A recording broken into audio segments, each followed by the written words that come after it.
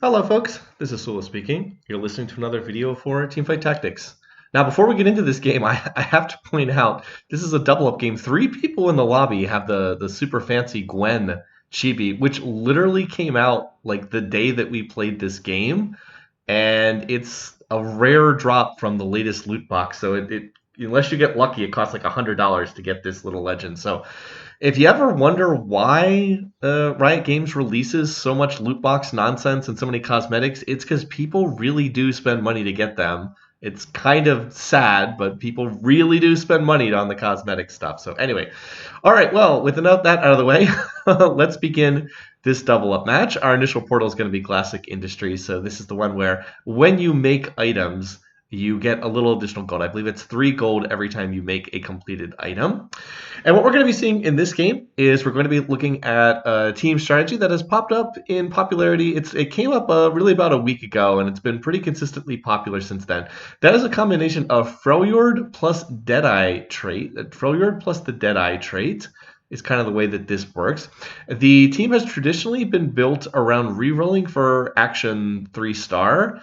Now, Action got nerfed right before this video was put out there, but that was kind of the dominant way that people played this strategy. And I'm going to kind of showcase a little bit about how this works. It's not going to be quite the meta build that's been popular in recent patches, but this ended up working reasonably well, and it turned out to be kind of a fun game anyway. Plus, I wanted to get some content up on YouTube while I'm away, so I'm recording this in advance, and then it'll go up on YouTube while I'm actually away traveling.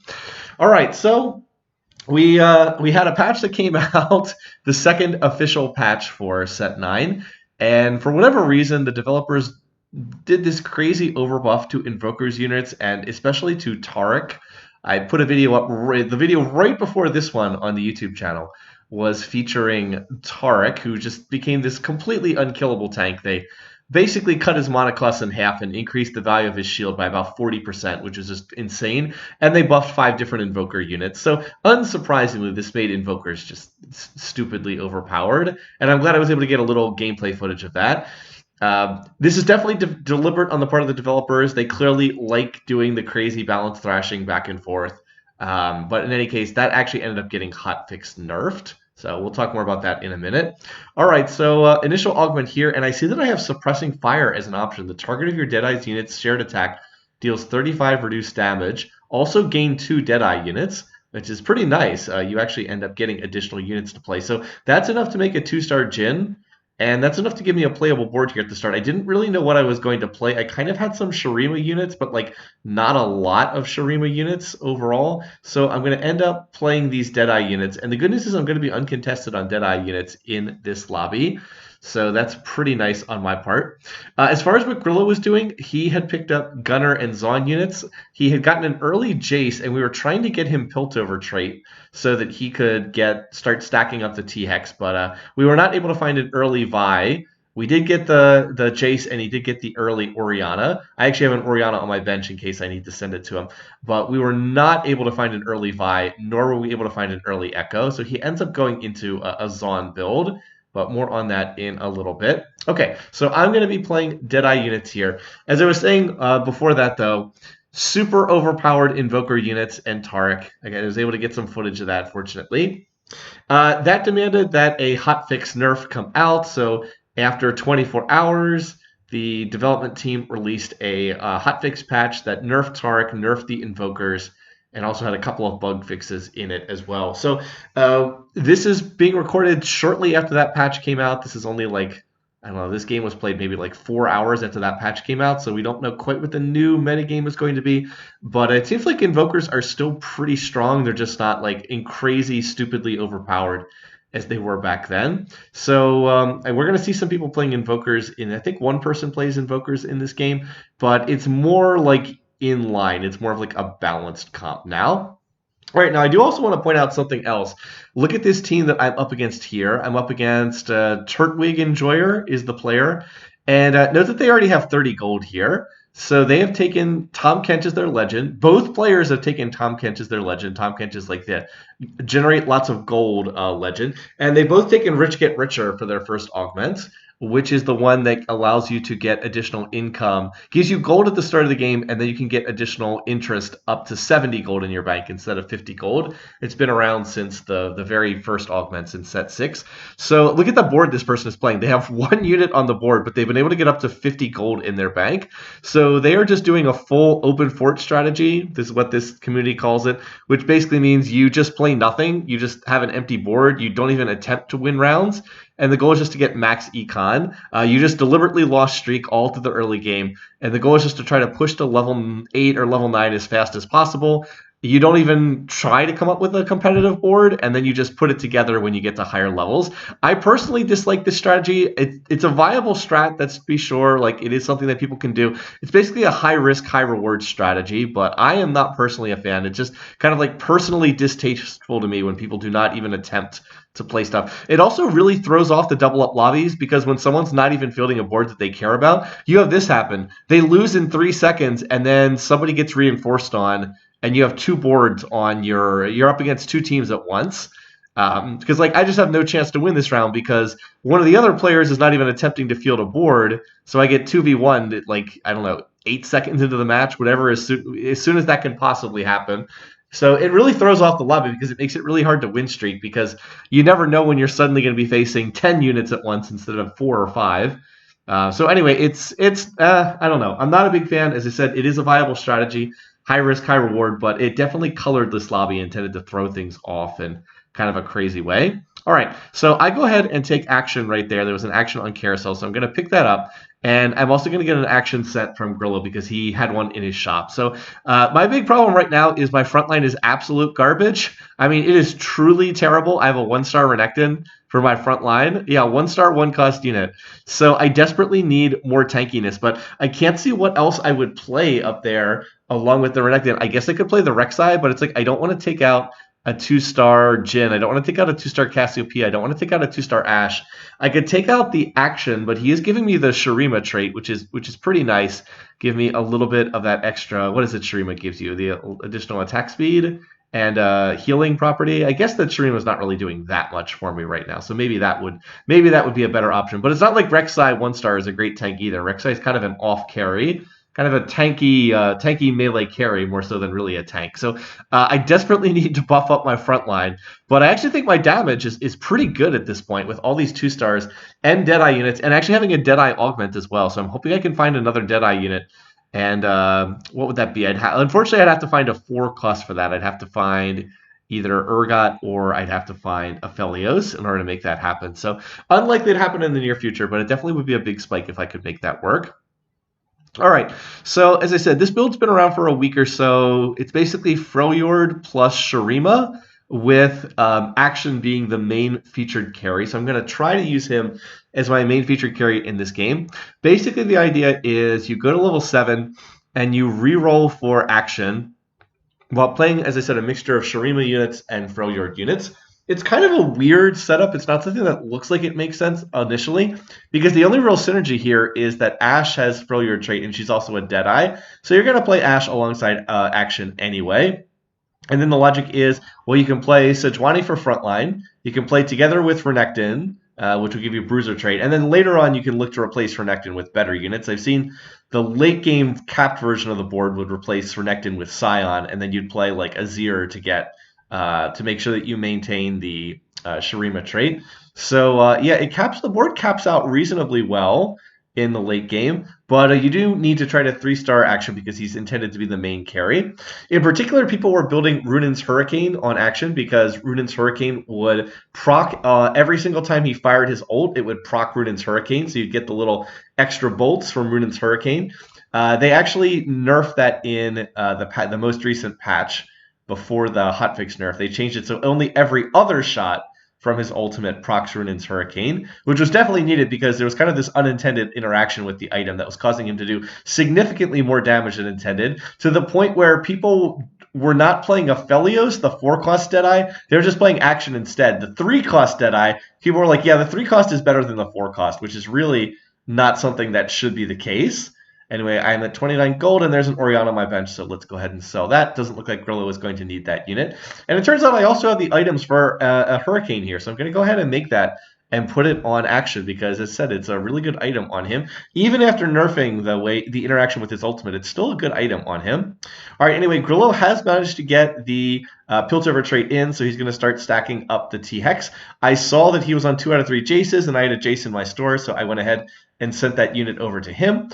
This is always something you need to do in double up. It's extremely important to communicate with your teammate, and I do think that we've played enough games over the last year or two that Grillo and I communicate pretty well throughout the game, and we're doing a good job of watching each other's board and trying to see what the other person is playing. So I am up against this Void player. This is the person who crushed me in the very first round of the game, so I've cycled back to them again at the earliest possible date when I can hit them. Renekton's going to get off his ult. I was like, all right, well, Renekton dies so fast, I don't think I have any realistic chance of winning this round, right? I mean, it's reasonably close. I was like, wait a minute. Action's still alive. He's getting healed by Shurima trait. Wait, do I actually win this round? I think I actually would win this round, but then their partner comes in. But wait a minute, my partner's coming in as well. Here comes Grillo. And now Grillo's going to jump on the back line. He's right on top of that Jhin who has a gunner emblem. So I was like, oh, I guess we win this round after all. But in overtime, it turns out that overtime begins right when Swain gets his ultimate off, so it was nice timing for them. And we do end up losing in this kind of wacky four-way brawl. But I'm kind of surprised I was able to win that round, come close to winning that round given the situation. And now I'm going to toss in the Rek'Sai, so I at least have Bruiser trait. I also take Unified Resistance for my augment. This gives a small amount of armor and magic resistance to units that stand in the same row. It's only a silver augment, so I believe it's only 18 armor and MR, but it was better than the other options I had available. So I was happy to go ahead and take that right there. All right, so again, my biggest issue right now is I'm trying to fix my front line here. Oh, and the teams that are loss streaking, they're both on full loss streak.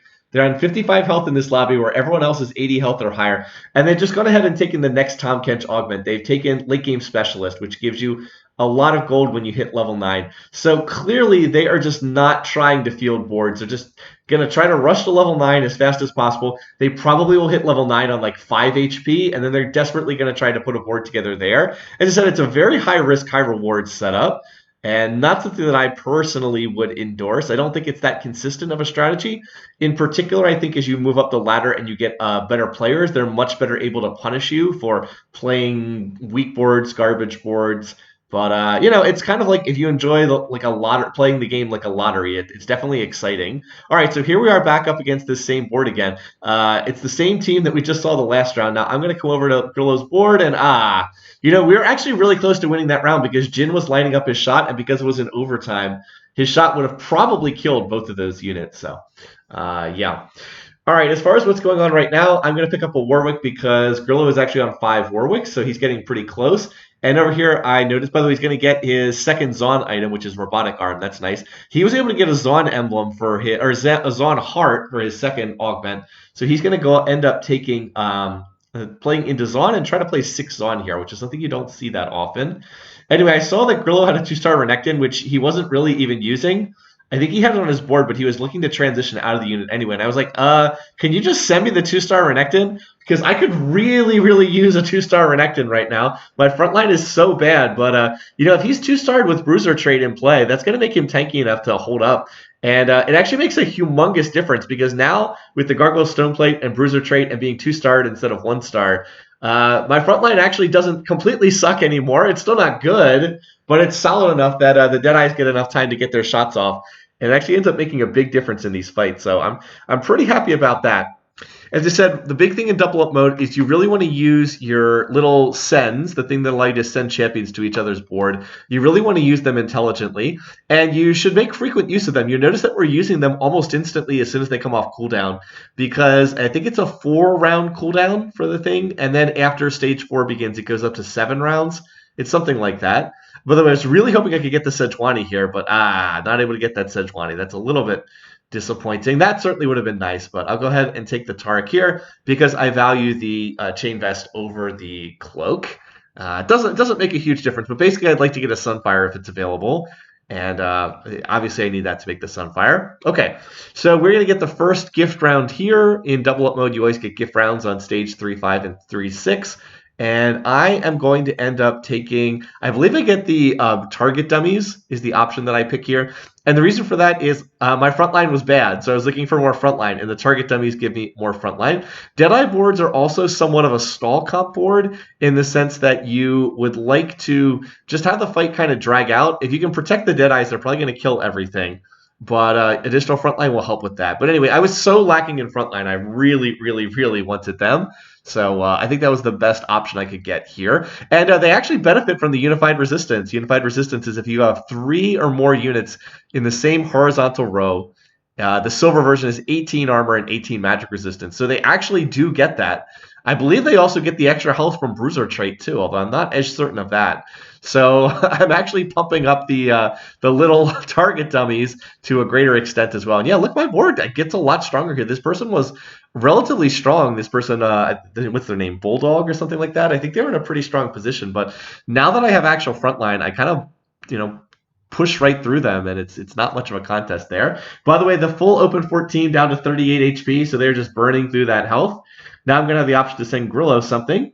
And he was trying to figure out if he could make use of a spatula. Not a lot of stuff that either his board nor my board would really want in terms of spatulas. Not a lot of craftable emblems. I believe I had the option to take a Shurima, or the option to take a spatula as well, and I passed it up in favor of the target dummies.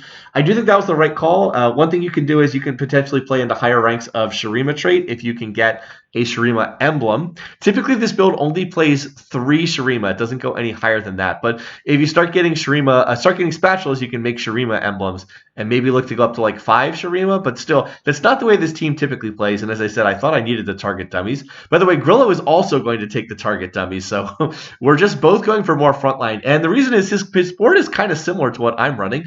I'm running Deadeyes. He's running Gunners. So we both have like these back to front range damage dealers in the back line, and that's going to be that's a situation where just getting more frontline is pretty effective. Okay, so I am up against another one. This is the Void team. Actually, I think there's 2 people playing Void in this lobby, so this is a relatively close fight. I'm pretty sure that I do lose this fight, but here comes my friend Grillo, who has been up against one of the open fort players and was able to get over to support me. So we're going to win that round, and we actually knocked them down to 27 health. They're getting pretty low in this lobby right now. Now, there is a Jarvan on the board here, and I probably should pick up this Jarvan. I decided to move out of the rec side, but I believe this board... Does this board play Jarvan? I can't remember if that's one of the units that they end up playing or not. Actually, I think that they... And I can't recall if the Jarvan typically gets played in this board or not. I believe that Jarvan typically does, but that's because this board usually only plays 2 Deadeyes. Typically just plays Action and Action, doesn't play any other Deadeyes, and that leaves spaces open to play Nasus, Jarvan, and Azir as other parts of the board. So I think that that's the way this normally runs. You do see me picking up Lysandra. I'm going to slot her in. Remember how I said that this is a Freljord plus Freljord plus Deadeye setup? And I do find an Aphelios, so I'm definitely going to play the 4 Deadeyes for right now. I think that that's more effective than anything else that I could play right now. I lose Shurima trait for that, but I do think it's more important to get the Deadeye build in. I ended up getting a bunch of frontline items there. By the way, there's the Zon Classic Industries there. So I'm going to go ahead and make the Bramble Vest. That's going to be helpful at cutting down on crit damage. Also give me a lot more armor. And then I still have this cloak on the bench, so I can look to make something else with that. If I could get another cloak and make Dragon's Claw, I'd be pretty happy with that. Gargoyle Stoneplate plus Bramble Vest plus Dragon's Claw would be an awful lot of armor and magic resistance, and particularly good on Bruisers, because what do Bruisers get? They get additional health. So what do they want? Armor and magic resistance. Anyway, this is the Void board that we've had a couple of very close rounds with. And once again, Grillo and I are going to be up against both members of their team. So it's another 4-way fight yet again. We've had a lot of 4-way battles with this group, but they were able to reinforce a little bit faster. And so I think that's the difference in them winning that particular round. All right, so now it's time for the 3rd augment, and there wasn't that much that I really wanted here. Jeweled Lotus is not good for this board. Infusion would not be terrible. I could always fall back on that. It's not all natural. Units with no items gain health and heal faster. So I just take the one that gives you additional health based on how many 3-cost units your board is playing. I'm really not playing that many 3-cost units, but it's, as I said, it's probably the best I can do. Now, I'm rolling down here on level 7 because I really wanted to find 2-star a 2-star action. Remember, the goal with this build is to 3-star action. That's typically the way that you want to put this together. The problem is I've only found 1 action the entire game. Oh boy there, sorry. Excuse me. Actually, no, that's wrong. I found 0 the entire game. I took one off carousel, and Grillo sent me one with his champion Sen. So I've actually seen 0 of them in the shop the entire game, which is pretty wild if you think about it. So I have not exactly been finding this unit. I was trying to roll for it to see if I could 2-star it. Now the good news is I have not seen actions, but I did find something else, and that's to find Aphelios. I have 2-star Aphelios right now. So at this point I was like, I think I need to pivot this build a little bit. It doesn't look like it's going to be the 3-star action reroll because I have 2 actions. I've actually rolled quite a bit of gold here on level 7. I found 0 copies of this unit, so I don't think I'm going to look to play that.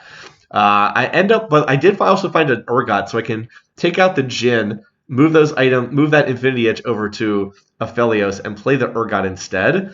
And by the way, Grillo has also found an Urgot. I just sent him a 2-star Echo, and then as soon as I sent him the 2-star Echo, I found the Urgot. But fortunately, he found an Urgot as well, so he has been able to get up to 6 Zon on his board, which is not something you see that often. I believe there's only 5 Zon units in the game. Let me just double check that. I believe there's only 5 Zon units, so you have to have an emblem. Yeah, there's only 5 Zon units in the game, so you have to get an emblem in order to make 6 Zon, and it's not a craftable emblem, and you have to get it from an augment or a tome of traits or something like that. He was able to get it from his silver augment.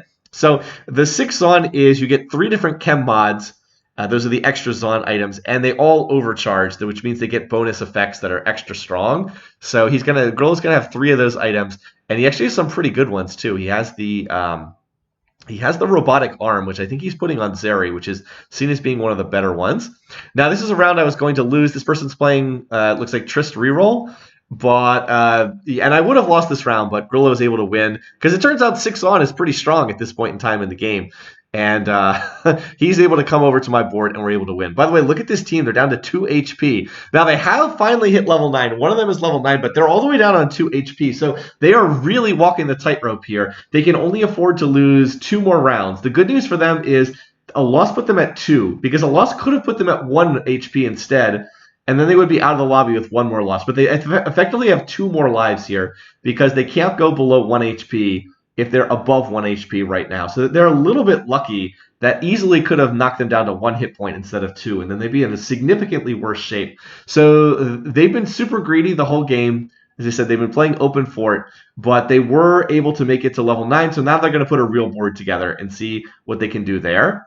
All right, so I have found a Nasus, and at this point, I'm like, I don't think it makes sense to stay here at 7 and keep re-rolling for action. I have 2 actions. Grillo has none, so we're clearly not close to 3-starring this unit. The good news is Grillo did find a Sejuani, so I'm going to move into that.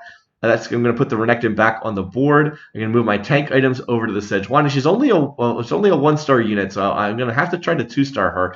But then I've got this Nasus on my bench. I can put Nasus in to get Shurima trait in. I can, of course, also play Azir, but I don't really need Azir. Azir gives me more damage. I actually have enough damage from the Deadeye units. What I need is more frontline to protect them. So I think it definitely makes more sense to play Nasus over playing Azir here. I also would not get Strategist trait or anything like that in from playing Azir. And he also ate nerfs in one of the most recent patches. So overall, I think it makes much more sense to play the Nasus. Plus, I haven't even seen Azir yet. So I am going to econ here for the next 2 rounds. And then I'm going to look to go to level 8 after the end of this stage at the beginning of the next stage. And by the way, we're going to win this round, and we're going to knock this team down to 1 HP. So they actually double lost that round. But of course, they didn't have to win that round. But they do have to win every single round from now until the rest of the game, because if either of them loses a round, the team is out. They both have to win every single round from this point forward. Now, the trade-off is they are incredibly rich in terms of money, because they were just, like I said, they took all of the econ augments. They were running Rich Get Richer. They're running Late Game Specialist, which gives you, I think, 40 gold when you hit level 9. So they have just been rolling on level 9, and they have hit some 2-star units there. So one of them has a 2-star Belveth. One of them has... I'm going to be up against one of them here. So this person they actually haven't hit that much yet. They have an Ari, and they have an Ari pair. They hit a 2-star Cassante, but they put a Thief's Glove on Cassante. So if he rolls bad items, that's actually not that amazing. So my board is not super strong at this point, and it's actually pretty close here. We nearly kill the Ari, who has gotten quite low.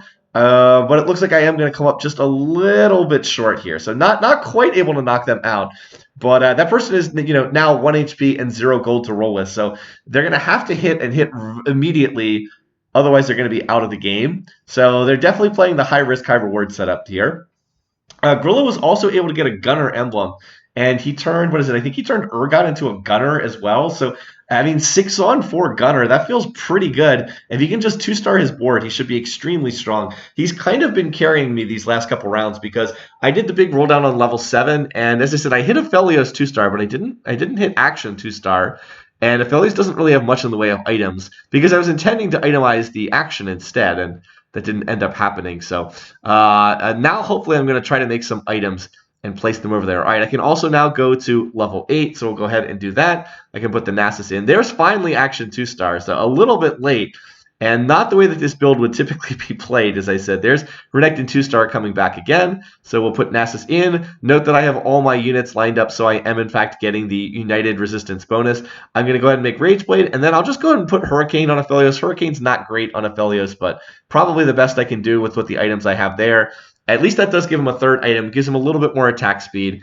And, you know, these items are not best in slot for Aphelios, but they're solid. Infinity Edge to boost his damage, Rage Blade to stack up attack speed, and then Hurricane gives him a little bit of extra attack speed. His ability does not have any particular interaction with Runin's Hurricane, so that's probably the weakest of the 3 items, but I mean, this is pretty good. I'm pretty happy with this. And you see my board is just kind of tearing through this other board that I'm up against, so as I said, that's good news there. Note that the team on 1 HP did manage to win both of their rounds, so they're going to hang out in the lobby a little bit longer. There's another Aphelios in my store. No one's playing Aphelios, so we're going to hold Aphelios. As we might be able to 3-star him if this game goes long enough. And I'm going to get the option of a Tome of Traits here, so I'm going to pull the Tome of Traits, and Freljord is an option. That is very, very nice indeed. So for this gift round, I had a couple of different options, but I picked the Tome of Traits. And the reason for that is I wanted to pull either a Deadeye emblem or a Freljord emblem. Either one would have been very good for me here. The Deadeye emblem would have allowed me to put Jin in and go up to 6 Deadeyes. I could have turned, in the past when I've had this, I've turned Lysandra into a Deadeye. I think she would have been the best choice out of these units here. And then I would have tried to I probably would have taken Nasus out and put Jin in for 6 Deadeye, which would be great. But instead I pulled Freljord instead. There are only 3 Freljord units in the game, so Freljord 4 is very, very rare. As again, you have to get it from either an Augment or a Tome of Traits, and it is not a craftable emblem. It's like the Zon 6. You kind of have to go through special means in order to get this. But Freljord 4 is really, really nice, and you're going to see me just kind of blast my way through this board pretty easily right here. Freljord 4 adds an additional stun to the Freljord effect. Let me go ahead and read the official description. Freljord is, after 8 seconds, a Freljordian storm strikes the battlefield. Enemies take a percentage of their maximum health as true damage and gain debuffs for 10 seconds. So Freljord 2 it's an armor and magic resist shred, 40% armor and MR shred. Freljord 3 is enemies are mana reaved, so they have to spend more mana before they can cast their ability the next time. Freljord 4, enemies are stunned for 1.5 seconds. That is very, very powerful. Getting a stun on the entire enemy board for 1.5 seconds is great, and it also deals more damage too. As I said, the percentage damage also goes up. At Freljord 2, it's 5% of max health. Freljord 4, it's 15%, so it does triple that benefit. So it does take 8 seconds for the storm to go off, but when that storm goes off, it's going to shred armor and MR, it's going to increase the casting time for the next cast, and it's going to stun everything on the board. Okay, so here is another team that's down on 1 HP. This is not the team that did the full open fort strategy. They were rolling for Karma 3-star. They didn't hit Karma 3-star. I think they ended up on like 7 Karmas. And yeah, you see what happens. I just blast right through this board. And they're out of the lobby now in 8th place, unfortunately. So they were not able to make their board. Unfortunately, this was not the team that was full open fort. By the way, the portal is a Zon portal because we're Classic Industries. That means that Rise has a very powerful ability. He opens up this portal and tosses a whole bunch of projectiles. I actually had a game that I put up on YouTube where I managed to beat a 3-star Lux because I had Rise with that Zon portal, but it doesn't mean that they have to hold a lot of gold in their bench. Rise opens more portals if you have more gold on your bench, so that's why these teams are floating a lot of gold. So we still have to get a win against these guys. We only have to beat them 1 time. If we can beat them 1 time, we can end this game, but we are going to have to beat at least one of them. The good news is they are probably not going to get that much stronger at this point. At least we hope not, whereas we think our boards can get quite a bit stronger. I'm in particular looking for Sejuani 2-star. That would be big. Grillo's on 8 Warwicks, and he's also getting close to Jace 3-star. All right, there's a Sejuani. Can I find another one? There's an Urgot. I'm going to keep rolling here a little bit. So Azir's here, but as I said, Azir doesn't really fit my board that I'm playing here. I'd probably have to drop down to 2 Deadeyes. And given that I have a Deadeye Augment, I don't think I want to do that. All right, I ended up stopping here. I rolled the 20 gold. I didn't actually hit any complete pair, but I did end up having a bunch of... I did end up getting close to 2 stars. Should have said I ended up with a bunch of pairs. Unfortunately, this person's holding, they have a 2-star Sejuani, so taking some Sejuanis out of the pool. Basically, this person's playing a very similar board to Grillo, right down to the fact that they also put a Gunner emblem on Urgot. But they have a kind of a weaker version of the board. It's just not as good. Because they don't have the Zon 6 in. So this is a pretty close round, but it looks like I am stronger than this person. So we're going to win and knock them down to 1 HP as well. So that's looking pretty good there. I was also able to send a Jace over to Grillo to make Jace 3-star. That happened like a round or two ago. And Grillo was pretty confident that he could beat one of these 2 boards. One of these boards was definitely stronger than the other. By the way, all the other people are down on 1 HP right now. But we were Grillo was pretty confident he could beat one of the 2 players because he didn't think that their board of level 9 units was actually all that great. My plan was to roll again after the minion round and to try to 2-star the Nasus and the Urgot. And then I could think about going, whether I wanted to go to level 9 after that, or if I wanted to try to reroll for Aphelios 3-star. We had 5 Aphelioses between us, so we were not that far off of hitting Aphelios 3-star. Okay, I am not up against one of the 2 open fort players, the ones who went to level 9. This is a Sorks board, and this board is actually not that strong. I actually get right through this board, so I was like, can I get over to help Grillo beat the other team? Actually, it was not needed. He just beat one of the 2 people that open forted anyway. And we would have almost certainly won that round anyway, even if he had been in a little bit weaker position, because I would have come over and reinforced, and we would have been able to get the 2v1 advantage. But turns out it's not actually needed. We just win anyway, and so we're actually able to win this game pretty easily. It turned out I think Grillo's board was definitely stronger than mine. He had the he had the 6 Zon plus 4 Gunner, which was really strong. And then I had the 4 Freljord, which was also quite good, if not quite as good as what he had. I would have liked a little bit more time here to try to 3-star Aphelios. I think we could have done it if this game went longer, but because that one team open forted, it took a ton of health out of the lobby and just shortened the length of the game. Anyway, hope you enjoyed this. Thanks for watching. Thanks for listening. Until next time, hope you're having a good weekend. See you soon, folks.